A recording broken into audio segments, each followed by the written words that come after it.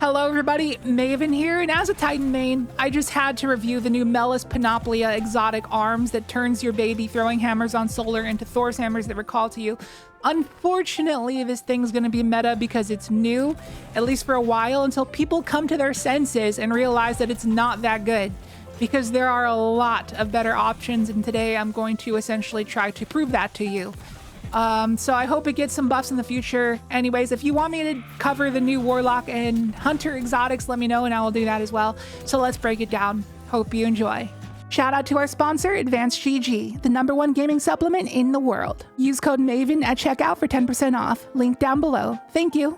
Alright, so we're going to go over 10 exotics that you could run on Solar Titan that would easily outclass the Melas Panoplia, and I will show you near the end of the video what the Melas Panoplia does. Sorry to leave you on a cliffhanger like that, but it'll all make sense once we compare it to a certain other very similar and better exotic. So starting off with the Loreley Splendor Helm, one of the classic greats of Solar Titan, and if you just look at the clip, it speaks for itself. This exotic, what it does is when your shields break, it consumes your barricade charge and spawns a sunspot at your location, which then grants you restoration. And there's this wave of like 15-ish elite orange bar legionaries, and I take most of them out and survive for like over a minute for literally just standing there and doing nothing. That is the power of the Loreley Splendor Helm. It is so brain dead and can chain it infinitely if you have Ember of Singeing, which I am not even running in this clip, yet I still got my barricade back in time to get another activation. Next up, we have the Precious Scars, which grants you restoration when you get an elemental final blow that matches your super element. This works on any subclass, but on Solar, the restoration is nice because you can extend that restoration forever with Ember of Empyrean. So you don't have to throw a healing nade, you don't have to get in a sunspot or anything. You can just run around getting solar final blows and just have infinite restoration. It's as easy as that. So if you're new to playing Titan and you're not used to playing up close melee builds or ability spam builds in general, and all you care about is gunplay, this is the exotic for you. It just makes it so free to do. Next up, we get the Heart of Inmost Light that was heavily nerfed a couple years ago. Wasn't as good as it used to be before that, but now with the new stat rework in the Edge of Fate, it's back. It's very good again because when you invest more into a stat, it increases the energy gained from most sources that would give you ability energy, and Heart of Inmost is one of those things affected. So now you can see in the background gameplay, when I have that ×2 empowerment, I'm just getting a boatload of ability energy and I'm able to chain abilities back to back to back. And this should be the way it works on any subclass, not just Solar, but the fact that Solar has things like Singeing and fire sprites that you can get from Searing, along with, Searing's ability itself, you can get just an absurd amount of ability spam out of this build. It pretty much alleviates your need to use weapons altogether. You can just run off of nothing but ability spam with the Heart of Inmost Light. It's awesome right now, and I'm excited to experiment with it more in the future on different builds, especially Void. I think it's going to be awesome on Void. And next up, we have the Ashen Wake, another exotic heavily affected by the stat changes. When you invest a lot into your grenade stat, it's going to make it a lot more spammable to spam grenades, as you can tell in the gameplay.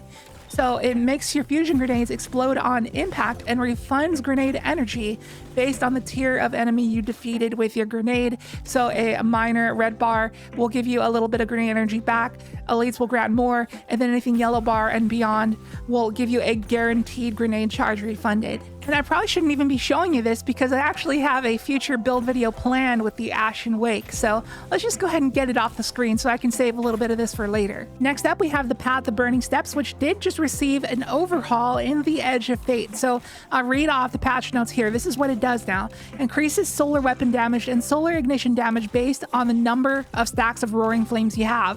When you have one stack, you get 10% more solar weapon damage and 5% more ignition damage. 2 stacks, you get 15% more solar weapon damage, 10% more ignition damage, and 3 stacks, you get 20% more solar weapon damage and 15% more ignition damage.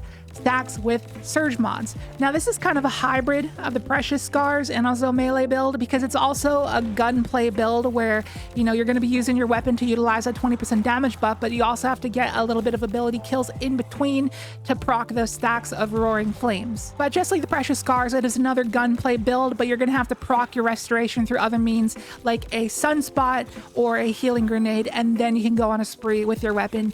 But with the Precious Scars, it is a lot more user-friendly. It's very mindless. You don't have to do a thing, but just kill things with solar weapons. But this one, you actually have to work for it a little bit, but there is a higher reward. Now, before we get on to the next exotic, I gotta give you a huge epilepsy warning, flashing lights, photosensitivity, that kind of thing. So you have been warned. 3, 2, 1, go.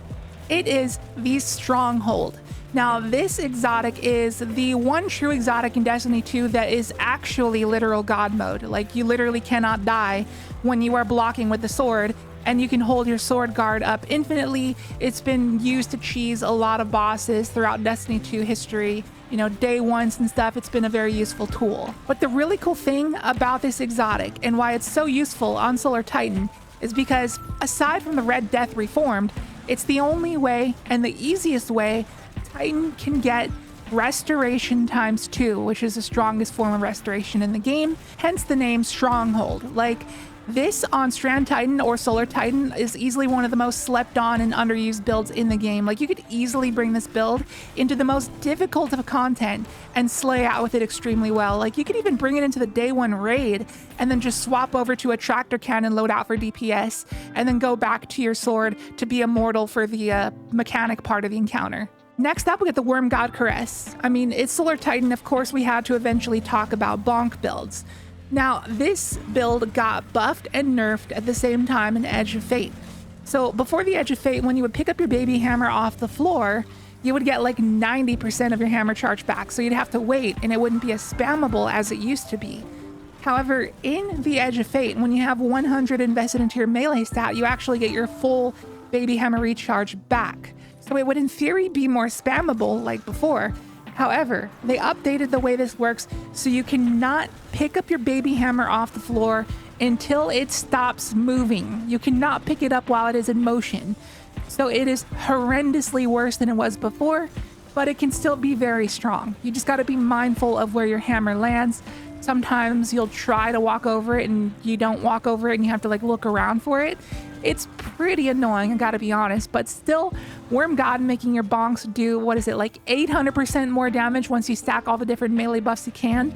It's going to allow you to hit things extremely hard, way more than the Melas Panoplia could ever dream of. But next up, we have the Synthoceps, which I would argue is better than the Worm God Caress because the Worm God Caress may have the higher damage ceiling, but you have to work for it. You have to work up those stacks of Burning Fist. But with the Synthoceps, if you're surrounded, you immediately get your chonky melee damage buff. It's like less than half of what the Worm God does, but at least it's still going to make your bonks really, really strong.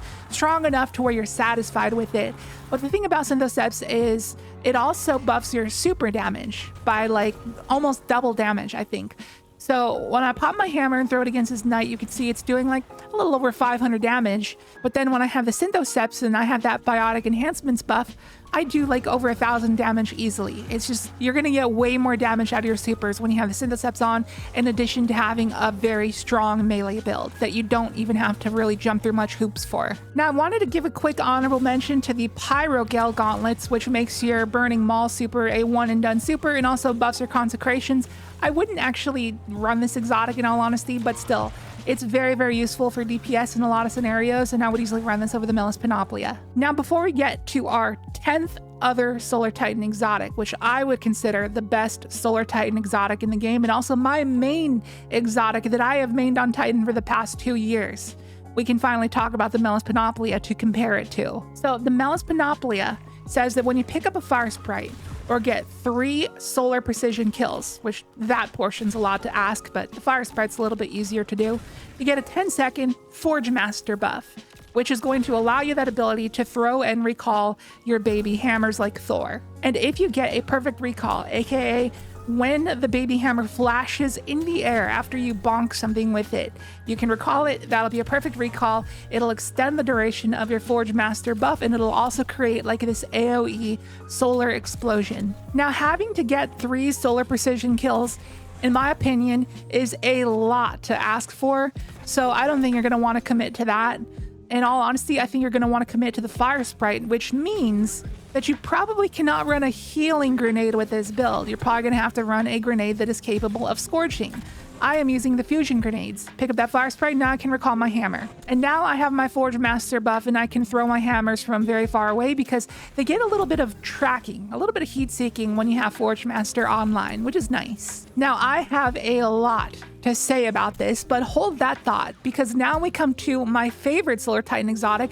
And like I said, I've been maining this exotic specifically on Strand for the past 2 years, and I even mained it in the day 1 raid yesterday. It is the Severance Enclosure, one of the best exotics in the game that nobody uses but me, and I don't understand why. It's so incredibly powerful. When you kill something with a powered melee, it creates this explosion that chains. If the explosion kills something, it'll chain again. So it's a very, very wide AoE. It does pretty good damage. And if something happens to survive the explosion, they get bounced up into the air where they cannot attack you during that duration. So in a way, it's also good for survivability. It'll launch anything that's not like a boss tier combatant, which is awesome. And you can already see in the gameplay that it is so much more effective than the Melas Panoplia, but I don't need to jump through hoops, getting precision kills, getting a fire sprite in order to get it online. It literally just does this by default. Much greater radius, the knockback, no perks required. It just does this. It's incredible, and I don't know why nobody uses this. It is easily the best Solar Titan exotic, period. And I will not be argued with. Now let's do a little comparison with the Melas Panoplia against 2 knights that are clumped together. And you can see just how much damage that AoE does against the knight beside with a perfect recall to cause that explosion. Now it does a lot of damage, almost killing the knight instantly. He burns out to the sunspot though. But then when we come to the Severance Enclosure, it does significantly less. It does like half the knight's health bar, but it does yeet him into the air, which again is good for survivability because ads cannot attack you when they're launched into the air like that. But also the AoE is just far greater on the Severance Enclosure, and again, you don't need to activate any perks for it. So here's like a cluster ad clear test with the Melas Panoplia. It does kill a good amount of things and has a good amount of radius, but the Severance Enclosure is definitely a little bit more devastating and a little bit more reach on that as well. And this is why I made this exotic, like especially on Strand over the past couple years. It's just so satisfying and so effective at group ad clear. I use this any day over the Synthoceps easily. It's just so good with like the grapple punches and like your triple frenzy blade charges. You know, between Thread of Fury, you can just spam that all day long. It's super free. And when I was trying to actually like use the Melas Panoplia, like Forge Master kept going offline. It was so annoying. It's like, I want to recall my hammers. I want to do the little perfect recall thing to get some ad clear, but it's like, nope, you got to go and activate that. You got to go jump through some hoops. It's honestly pretty annoying to use. Now, final thoughts. If I worked at Bungie and I had the option to fix this thing, here is what I would do. So first of all, screw Forge Master. It's stupid that you have to activate it. I think that you should have the ability to recall your hammer and get those perfect recalls by default. Forge Master should just be intrinsic on the gauntlets as they are. You shouldn't have to activate that perk. And secondly, the tracking on it, it does have some decent tracking, but I would give it like truth levels of tracking where it just heat seeks like crazy so you can hit all the little fast flying targets, no problem. I want to make it so you almost never whip this thing so I could easily throw it away from airborne targets from like 40, 50 meters away and recall it. So having this truth tracking and the intrinsic Forge Master without having to activate it, I think would be fair and balanced. I think it'd be worth using, and I don't think it'd be broken by any means. Like, there's nothing it would break. Like, yeah, it'd be solid for ad clear. It'd be one of the better ad clear exotics. It'd be cool. Like, you still got to get those perfect recalls. There's still a skill gap. And if it comes to DPS, it's not broken whatsoever. Like, there's literally no way that could be broken for DPS, so you don't have to worry about it like breaking raids or anything like that. There's no way that'll break raid bosses. Like, the only thing you can really pair that with is like a crowning dual log, which is the only rocket launcher in the game that gets Grave Robber. So you shoot a rocket, throw a hammer from like 30 plus meters away, recall it, shoot a rocket, throw a hammer, recall it, and you just keep on doing that. And that by no means would be broken. That would be nowhere near the top of the DPS meta. but it would just be easy to do. It'd be fun to do. If there's a newer player who's not really that good at the game, this would be an easy thing for them to do for good DPS. Next time Guardian Games comes around and the Crowning Jewel log gets put back into the loophole, they can go and grab themselves a Grave Robber roll, pair it with the Melas Panoplia, and just go rocket, hammer, recall. Rocket, hammer, recall. It'd be easy, it'd be fun, it'd have tracking, and yeah, it would not break the game. So Bungie, if you're listening, please consider this. I think it'd make the Melas Panoplia so much more fun. So that's going to do it for the video, or more so the rant. Let me know your thoughts in the comments. Are you going to be using the Melas Panoplia? Am I wrong about this thing?